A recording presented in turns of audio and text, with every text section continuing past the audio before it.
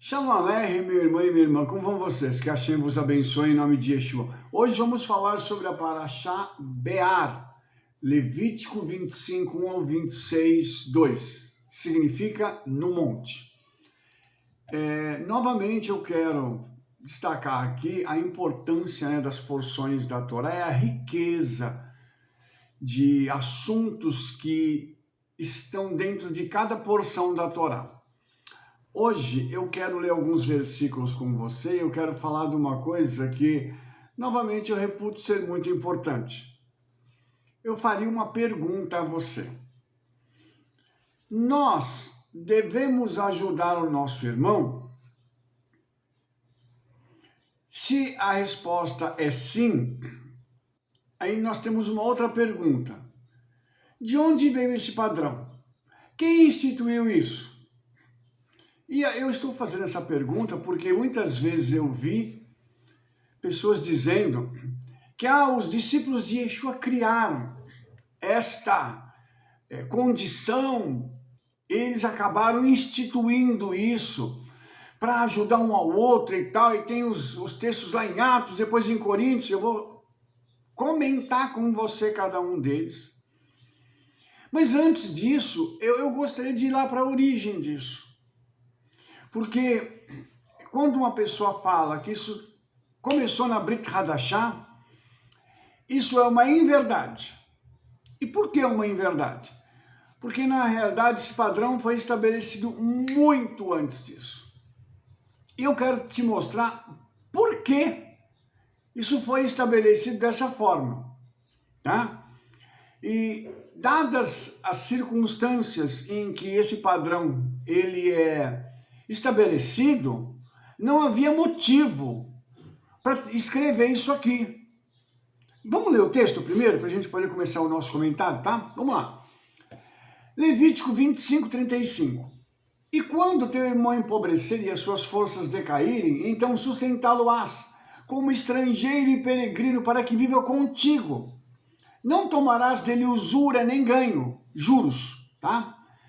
Mas do teu Elohim terás temor para que teu irmão viva contigo. Não lhes darás teu dinheiro com usura, nem lhe darás o teu manjar com interesse. Eu sou o eterno vosso Criador, que vos tirei da terra do Egito para vos dar a terra de Canaã para ser o vosso Elohim. Quando teu irmão empobrecer estando contigo e se vender a ti, não farás o servir como escravo. Como jornaleiro, como peregrino estará contigo e até o ano de jubileu ele te servirá. Ok? Então, vamos primeiro entender uma coisa. A Torá e esses preceitos, esses mandamentos, estão sendo dados no deserto. Vou te fazer uma pergunta. Lá no deserto, tinha pobre? A resposta é não. E por quê? Porque quando o povo de Israel saiu do Egito, eles literalmente saquearam o Egito. Todo mundo, cada família saiu com uma possessão. Entendeu? Então não existia ninguém aqui no deserto, quando esse texto foi produzido, que pudesse dizer assim, essa família aqui saiu do deserto sem nada. Essa família aqui, matem a sua tendinha para poder morar aqui, para poder habitar conosco aqui no deserto nesse tempo de peregrinação. E nos lembramos o seguinte, que eles estão a caminho de Canaã. Em Canaã eles vão receber casas que eles não construíram, plantações que eles não trabalharam nela, e o gado que vai estar lá, que também vai ser possessão de cada família que herdar a terra. Baseado nesse relato, nós vamos entender o seguinte, não tinha ninguém pobre. Então todo mundo ali tinha uma boa condição. E vai melhorar quando chegar em Canaã. Porque eles saíram de escravos agora para pessoas que têm posses, eles são livres e estão a caminho de receberem uma herança que já está pronta, preparada para cada um deles quando eles chegarem na terra de Canaã. Aí, nós temos então a seguinte pergunta. Por que esse texto está aqui. Se não tinha ninguém pobre, qual o motivo do Eterno colocar o texto aqui? É uma boa pergunta, não é? A resposta, ela é muito simples. O Eterno vê o futuro, nós não. Ele sabia que algumas pessoas não teriam controle sobre as suas próprias posses. E eles iam gastar mais do que ganhavam e iriam empobrecer. E eu estou falando isso, irmãos, não como se fosse uma coisa do passado, mas algo do nosso presente. E quando eu vou falar da Brit Hadashah, eu quero fazer um comentário mais aprofundado sobre isso, para que a gente possa entender essa questão. Mas por enquanto eu quero te mostrar isso, que naquele momento não existia essa necessidade. Mas com o passar do tempo, com o estabelecimento do povo em Canaã, as pessoas começaram então a gastar mais. Elas começaram a fazer coisas que eram desnecessárias, a gastar o dinheiro, a perder dinheiro, achando que o dinheiro nunca ia acabar, as posses nunca iriam terminar. Então aqui o Senhor já está dizendo o seguinte, que quando isso fosse acontecer, o Senhor está dando aqui o quê? Um escape para esse tipo de pessoa. E aí eu quero só abrir um parêntese para poder te dizer uma coisa. Veja o amor que o Eterno tem por estas pessoas. Mesmo que elas erraram, não souberam administrar o seu dinheiro, como a gente diz, enfiaram os pés pelas mãos, gastaram tudo e, mesmo assim, o Senhor deixa uma fórmula, uma porta aberta de escape para esta pessoa. E aí, eu quero te mostrar algo que é fascinante. Porque hoje em dia, nós falamos de ação social. E o que é ação social? A ação social é justamente aquele movimento que visa ajudar as pessoas com alguma necessidade. Então, ajuda-se várias categorias de pessoas e com vários tipos de necessidades diferenciadas. Então, nós não temos um grupo de ação social completo. Tem um grupo que faz uma coisa, outro grupo outra, e assim sucessivamente. Vai na necessidade da criança, do velho, da pessoa que está doente, e assim sucessivamente. Então, a ação social, que nós achamos algo super moderno, super contemporâneo, ela foi instituída pelo Eterno. O Eterno, então, está preparando aqui um programa de ação social que estará funcionando no meio do próprio povo de Israel. E como é que esse programa de ação social funciona? A Torá diz, se o teu irmão empobrecer e as suas forças decaírem, está falando de duas coisas. A primeira delas é empobrecer e cai naquilo que eu falei. A pessoa não administrou bem, fez besteira e acabou perdendo as suas posses e ficou pobre. A segunda coisa é quando as suas forças decaírem. Então a pessoa já não consegue trabalhar a terra e cuidar do gado. Porque você se lembra que eles vão receber em Canaã tudo isso, a terra, o gado, tudo bonitinho, tá? Então essa pessoa já chegou numa idade em que ela não consegue mais fazer isso. Ela precisa agora de ajuda. Então a Torá continua dizendo no verso 35 do capítulo 25 de Levítico.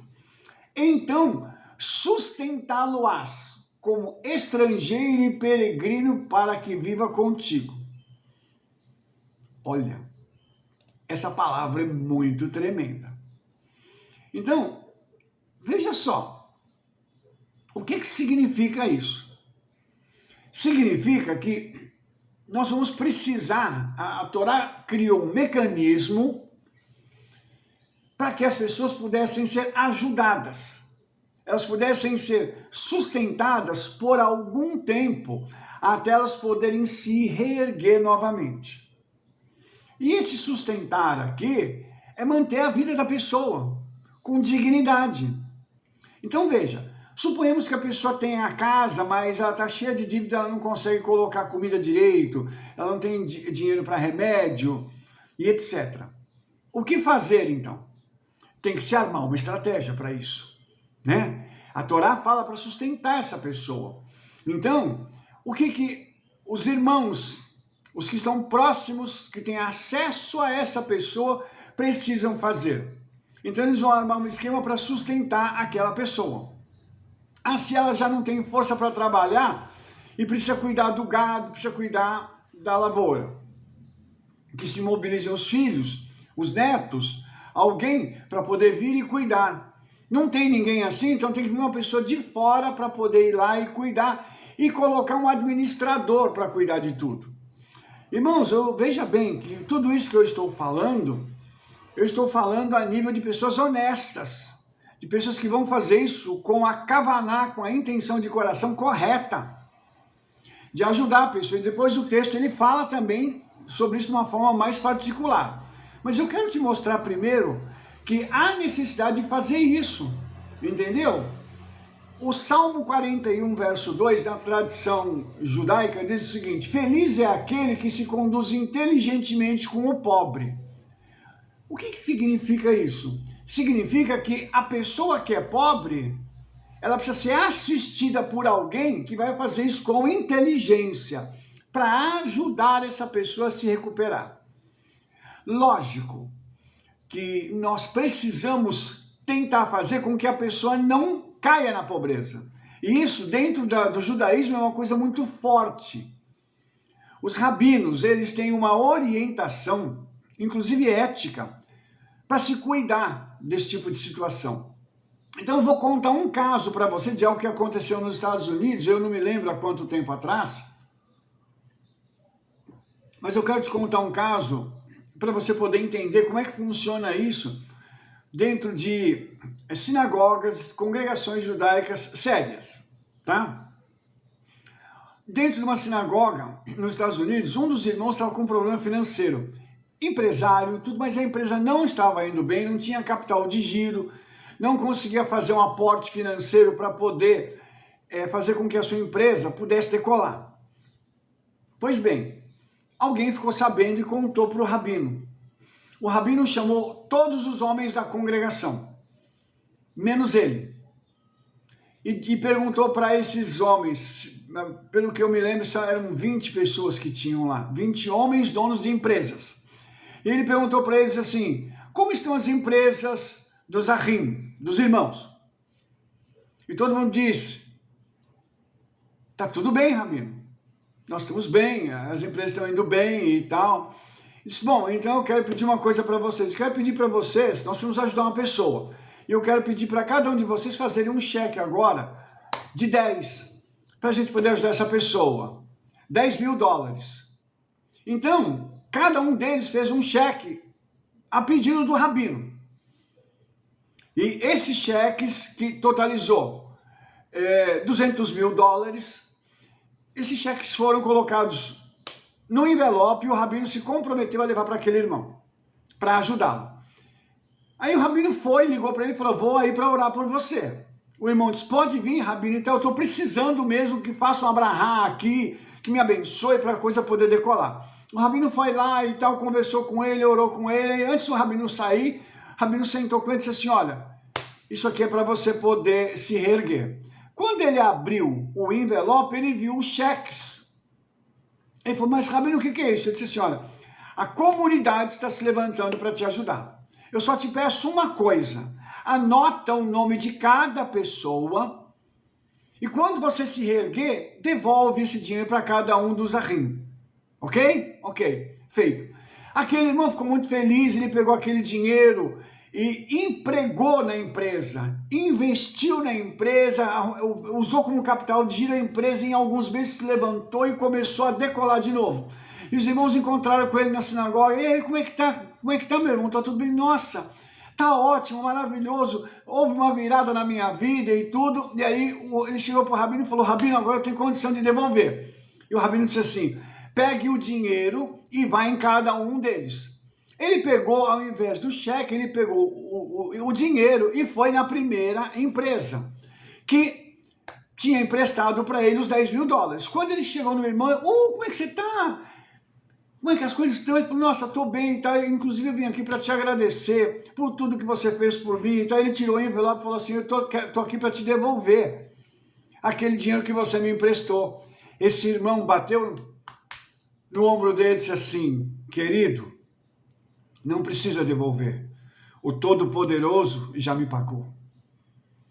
Ele fez isso, irmãos, e os 20 disseram a mesma coisa. O que é que eu quero te dizer com isso?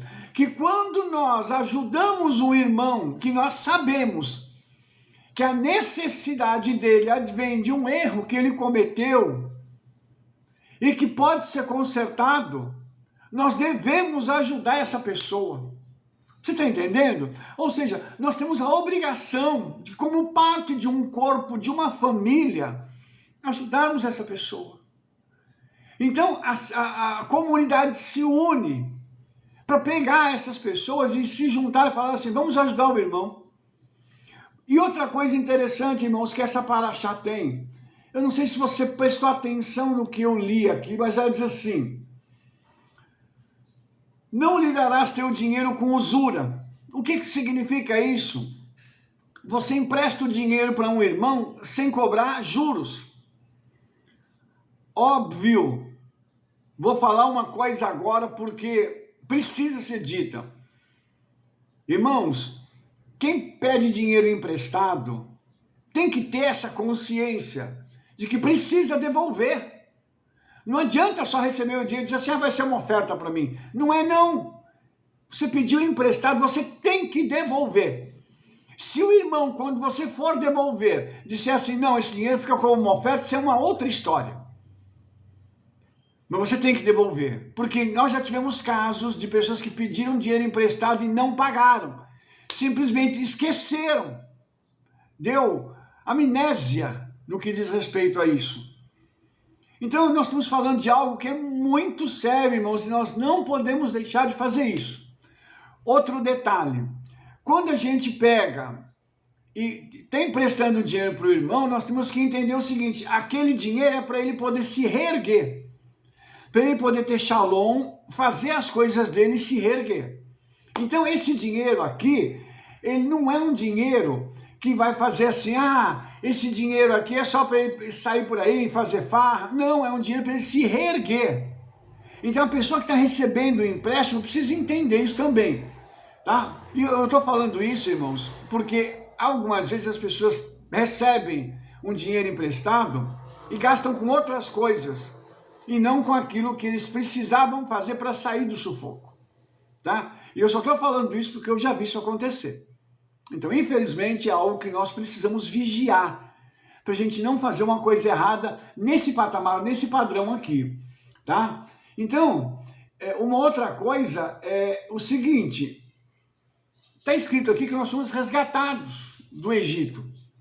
Esse resgate nos permitiu tornarmos pessoas livres.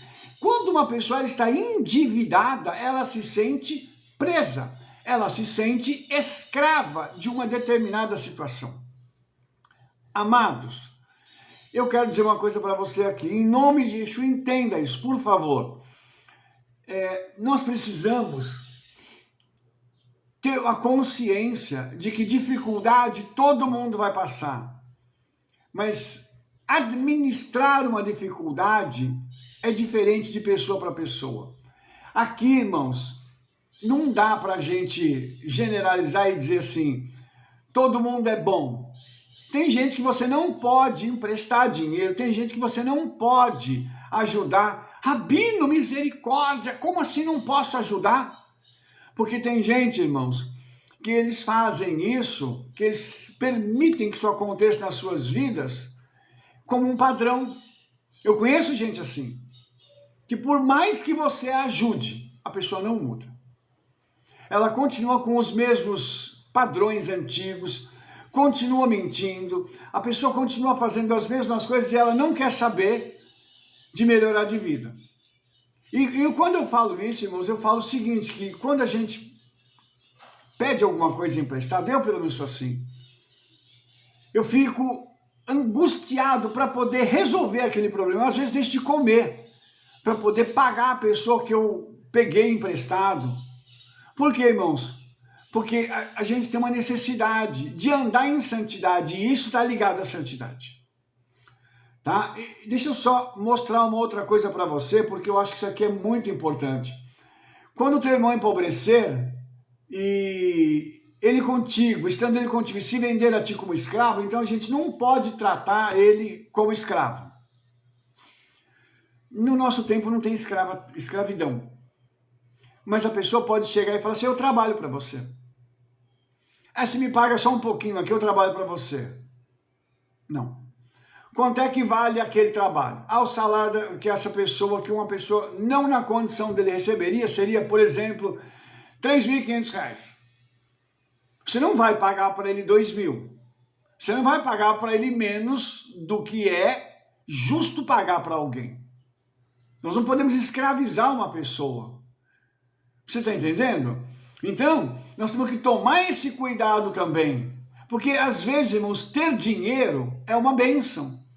Mas às vezes ter dinheiro muda o caráter e a personalidade de alguém.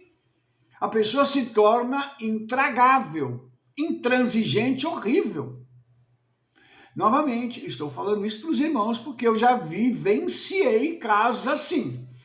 A pessoa não tem nada. Ela é, como a gente diz, um docinho. Começou a crescer, acabou. Então, irmãos, a pessoa inclusive nem aceita mais orientação. Se você pegar, por exemplo, aqui na Bíblia nós temos uma outra coisa interessante. Agora vamos lá para Brit Hadashah.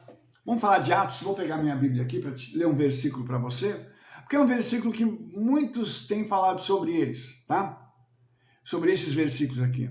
Ele diz assim, Atos 2, 44, 45. E todos os que criam estavam juntos e tinham tudo em comum.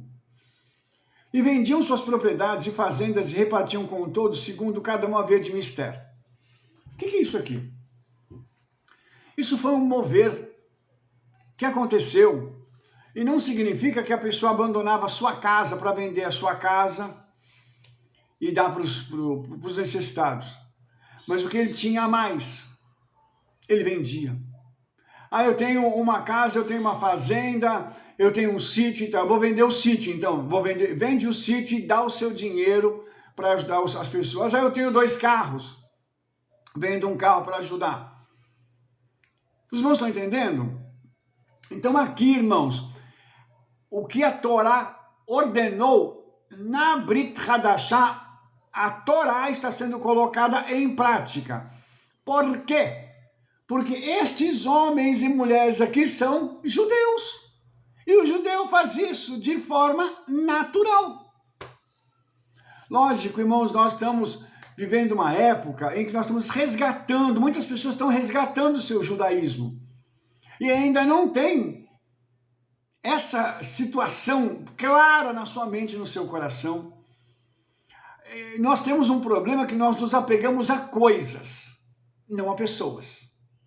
Uma coisa é mais importante do que uma pessoa. Uma coisa tem mais valor do que uma pessoa. Então, nós precisamos mudar, isso aqui precisa ser restaurado em nós. A gente poder pegar e falar assim, eu tenho 2 desses, o fulano não tem nenhum. Tá, fulano, pra você usar. Mas um dia eu te pago, quando eu tiver dinheiro, não, pode ficar. No meu caso, quando eu posso, eu prefiro dar aquilo como uma oferta para a pessoa. Por quê? Porque isso se transforma nas minhas sementes. Sementes, irmãos, elas precisam ser dadas, precisam ser lançadas, porque tem semente que você come e tem semente que você planta. Entendeu? Então tem hora que a gente precisa pegar essa semente e sair plantando na vida das pessoas, para que as pessoas possam também replicar aquela mesma situação que ele recebeu com outras pessoas. Tá? Então, o teu exemplo vai fazer com que aquela pessoa faça isso com alguém. E toda vez que eu abençoo a vida de alguém, eu digo assim, olha, abençoe a vida de uma outra pessoa. Assim que você puder, faça isso para outra pessoa. Porque nós estamos passando adiante, é uma corrente que nós não queremos quebrar. Entendeu? Deixa eu te mostrar uma outra coisa agora. Vamos falar com o Rabino Shaul, né? Nosso querido Rabino Shaul, oh, Baruch Hashem.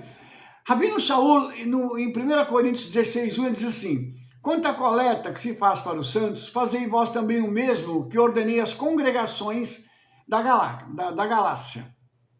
Aqui tem uma coisa interessante, irmãos, porque a palavra coleta aqui, tá? Em hebraico, é uma palavra bastante também interessante, irmãos, porque essa palavra aqui, ela significa oferta voluntária. Então, quando está falando de coleta, está dizendo o seguinte: olha, nós vamos fazer uma coleta, não, dar uma oferta voluntária para os santos. Então, nós vamos levar isso para Jerusalém. Façam isso antes de eu chegar, para quando eu chegar não ter que levantar as ofertas. Aí no verso 2 ele diz assim: cada primeiro do Shabatot, cada um de vós ponha de parte o que puder ajuntar, entesourando, conforme o sucesso que alcançou, para que se não façam as ofertas quando eu chegar. Então, veja a instrução do Rabino Shaul, como é importante ele tratar disso e dizer assim: olha, se mobilizem antes da minha chegada. Quando eu chegar, deixa tudo pronto já para mim pegar as ofertas de vocês e levar. Porque eu já pedi para fazer isso nas congregações da Galácia. Os irmãos entenderam isso? Então, nós precisamos de vez em quando houver necessidade, chegar para a congregação e falar assim: vamos ajudar uma pessoa aqui, eu gostaria de levantar agora uma oferta. Ah, Rabino, não tem agora e tal. Então você deposita. Manda para a gente nessa conta aqui. Para quê? Para ajudar uma pessoa, para ajudar uma família. Entende isso? Então isso aqui é um mover que está acontecendo e o Rabino Shaul está otimizando isso, ele está deixando essa instrução para as congregações. Então, o padrão da Torá alcançou os apóstolos lá em Atos, agora aqui nas congregações, através do Rabino Shaul, isso está sendo levado adiante. Ou seja, cuidar do irmão é um padrão, desde a Torá. Vou lembrar você mais uma vez de uma coisa. As pessoas que estavam no deserto, fora aqueles que engrossaram as fileiras do povo de Israel, que não eram judeus, mas todos os judeus que estavam no deserto eram da mesma família. Como assim, Rabino? Eles, a grosso modo, eram descendentes de Jacó e das suas mulheres. Os 12 filhos agora se transformaram lá no deserto em 2,5 milhões de pessoas. Então era tudo da mesma família. Não tinha ninguém estranho. Por isso a gente precisa começar a fazer isso com a família. A família precisou ajuda. Qual que é a tua segunda família? É a tua congregação, é a tua sinagoga, é a tua igreja. Na tua família física, ninguém precisa? Baruch Hashem, que bênção, que continue assim. Alguém na congregação precisa? Ajude. Avise para o seu rabino, avise para o seu roxa, avise para o seu pastor, para o seu apóstolo, diz para eles: olha, nós vamos fazer alguma coisa. Por quê, irmãos? Porque isso é um padrão da Escritura, fazer esse tipo de coisa. Deixa eu só mostrar mais um versículozinho para você. 2 Coríntios 8, 19, está escrito assim: e não é só isto, mas também foi escolhido pelas congregações para companheiro de nossa viagem, neste mover, que por nós as ofertas são dadas para a glória do mesmo Senhor e prontidão do vosso ânimo. Tá? O que está acontecendo aqui? Tá? Shaul, ele vai levar Tito junto com ele. E ele vai ser escolhido por essas congregações para que ele nessa viagem seja participante e testemunha das ofertas que foram recolhidas e essas ofertas se transformarem em ajuda para os irmãos que estão em Jerusalém. Então veja que interessante isso, como a comunidade aqui está se movendo e como o Rabino Shaul criou um movimento de ação social de judeus messiânicos para poderem ajudar os judeus. Vai ajudar só o messiânico? Não, vai ajudar qualquer um em Jerusalém, porque são partes da mesma família. Entende isso? Veja como isso é interessante, a Bíblia nos mostrando todas essas situações que estão acontecendo e como isso tem uma raiz lá atrás na Torá. Lembre que antes disso estar na Torá, isso estava no coração do Eterno. E por quê? Como eu falei anteriormente, como o Eterno já sabe o que vai acontecer no futuro, ele viu que o povo dele teria necessidade. E conhecendo a natureza humana, o que ele fez, deixou estabelecidos padrões nas Escrituras para que nós possamos segui-los.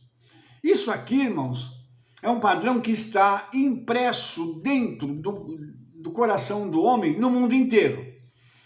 Tem gente que segue esse padrão, tem gente que abomina. Tem gente que não ajuda, não quer ajudar e briga com quem ajuda, tá? Justamente por ter tido alguma experiência negativa, e essa experiência negativa leva essa pessoa hoje a não querer ajudar ninguém. Eu vou confessar uma coisa para vocês. Se eu fosse me basear nas experiências negativas que eu tive, hoje eu não ajudaria ninguém. Porque muita gente que nós ajudamos virou as costas, falou mal e continua falando até hoje. Porém, eu entendo que essas pessoas estão doentes. São pessoas que, sei lá, não tem nem palavras para nominar esse tipo de situação. Mas nós vamos continuar fazendo, vamos continuar ajudando. Por quê? Porque eu entendo, irmãos, que nós precisamos cumprir essas palavras que o nosso Eterno deixou. Depois, Yeshua também corroborou isso, confirmou isso. Os discípulos de Yeshua, agora o Rabino Shaul fazendo isso. Então isso precisa ser levado adiante. Essa ação social que nasceu na eternidade para que o homem possa receber cuidados. Tá? E aqui a Torá tem duas situações, quando a pessoa perde tudo e quando ela já não tem forças para trabalhar e fazer as coisas sozinha. Ou, no caso de uma mulher que perde o marido, a força de trabalho naquela época era o homem. Então perdeu o marido, a mulher fica impossibilitada às vezes de trabalhar e de fazer as coisas. Então ela precisa de uma ajuda, de um suporte para ela poder continuar ter uma vida com o mínimo de dignidade possível. Então tudo isso, irmãos, nós entendemos que a Torá, ela nos dá esse subsídio para que nós possamos usar os dízimos, as ofertas, para ajudar também as pessoas, ok? Esse padrão, irmãos, ele precisa continuar hoje. E nós precisamos que, nós que somos líderes, tenhamos esse entendimento e essa consciência. Ou seja, nós não precisamos que ninguém nos fale isso. Quando nós recebemos uma informação, vamos verificar na fonte. É verdade que está acontecendo? Vamos então tomar uma providência. O verdadeiro líder, o que ele faz? Ele vai investigar para ver que tipo de coisas são essas. E você vai ver que tem um detalhe lá em Atos que acontece que é muito interessante, que nesse mover das pessoas estarem dando, aparece Ananias e Safira, que vão querer fazer isso com uma kavaná diferenciada, ou seja, a intenção de coração deles era completamente maligna. Porque eu também dei. Eu peguei, eu vendi minha propriedade, dei por tanto e papapá. Só que eles reteram parte do valor e mentiram. E você já viu, né? Como está escrito que o Senhor não se deixa escarnecer, vai mentir para o Senhor na frente de um servo do Eterno, cai duro morto. Normal. E aí, irmão, você vai ver que o que nós precisamos hoje é de kavaná correta, intenção de coração correta. Nós precisamos fazer isso? Lógico que precisamos. Você sabe quem lucra mais? Não é quem recebe, é quem dá. Porque você abre um portal na eternidade, na sua vida financeira, para você poder receber aí, meu pai, um sucesso ilimitado. É óbvio, irmãos, que a gente tem que ter discernimento dessas coisas. E Yeshua diz que, desculpe, a palavra do Eterno diz que é mais bem-aventurado é dar do que receber. E por quê? Porque quem dá, irmãos, dá com um coração leve. Não por necessidade, mas porque quer ajudar o outro. E isso provoca aquilo que eu chamo de efeito bumerangue, porque isso vai ajudar alguém e depois volta para mim e para você. Então, tudo isso, irmãos, são questões que a Torá instituiu, o Eterno instituiu isso, registrou para o nosso benefício. Inclusive, isso aqui que eu estou mostrando para vocês, essa ajuda que nós damos às pessoas, isso aqui é um gancho para quem quer ter sucesso. Você entendeu? Se você hoje quer alcançar sucesso na sua vida, dê. Dê com amor, dê com carinho. A pessoa está precisando, você sentiu o mover do Espírito na sua vida de ajudar alguém, vá lá e ajude. Nós, no judaísmo, nós temos exemplos assim, sem fim, de gente que ajuda yeshivá, que são as escolas rabínicas, gente que ajuda instituições judaicas, que cuida de todo tipo de pessoa, ajuda hospital, ajuda sinagoga, compra Sefer Torá, entendeu? E assim, e ajuda o irmão, o que a pessoa recebe disso é algo assim sobrenatural. Porque a medida com que nós damos não é a mesma com que nós vamos receber. Porque a medida de Yeshua ela é sacudida, recalcada e transbordante. Então você imagina que eu e você vamos nos mover para fazer algo. Mas Yeshua vai retornar isso para mim e para você de uma forma diferenciada. Aí fica a pergunta. Eu devo ajudar o meu irmão? Sim. Quando você souber o que está acontecendo, ajude seu irmão. E outra coisa, se precisar, faça aquilo que nós fizemos aqui na congregação. Eu dei um curso de educação financeira para os irmãos, para ensiná-los a administrar o seu dinheiro. Ah, Rabino, eu precisava de ajuda nisso aqui. Eu fui e ajudei pessoas. Eu fui pessoalmente resolver pendência financeira. Entendeu? Então isso, irmãos, nós precisamos fazer, nós precisamos ajudar essas pessoas a terem equilíbrio. Aquilo que ganha, daquilo que gasta. Dá para cortar o quê? No curso eu ensinei tudo isso e eu ajudei essas pessoas. Então nós precisamos hoje, irmãos, como líderes, ajudar o nosso rebanho, para que essas pessoas possam ter sucesso. Porque se é para poder ajudar a obra do Eterno, que sejam as nossas ovelhas. Inclusive, nós fazemos sempre um voto com o Senhor, um voto de riqueza. Não é para a gente ser rico e se vangloriar da riqueza, mas é para ter dinheiro para ajudar a obra do Eterno, a ajudar aqueles que precisam. Então eu quero finalizar esse vídeo te dizendo o seguinte: esse padrão aqui da Torá, ele é algo muito sério, que inclusive impede a pessoa de cair em desgraça maior. Porque quando alguém tem uma vida estável financeira e comete algum deslize e vai à bancarrota, isso pode causar não só prejuízos materiais, mas muito maiores emocionais. E às vezes até espirituais. Então que nós possamos ajudar essas pessoas, esses irmãos nossos, para que essas pessoas não caiam nisso e que eles possam se reerguer e continuar na sua caminhada com Yeshua. Nós não vamos perder nada em despender de alguma coisa que é nossa para ajudar outrem. Pelo contrário, o lucro vai ser só nosso. Eu te garanto isso. Todas as vezes que nós dermos alguma coisa para alguém, o lucro é nosso. Por isso, não deixe de ajudar o seu irmão de acordo com o padrão da Torá. Amém? Se você gostou desse vídeo, dê um like, favorite, clique no sininho para você receber todas as nossas recomendações e espalhe para todo mundo o trabalho que nós estamos fazendo. Sabe por quê? Porque nós nos veremos no nosso próximo vídeo. Shalom, shalom, Shavua Tov, Toda Rabá, Beshem Yeshua Mashiach, Amen ve Amen.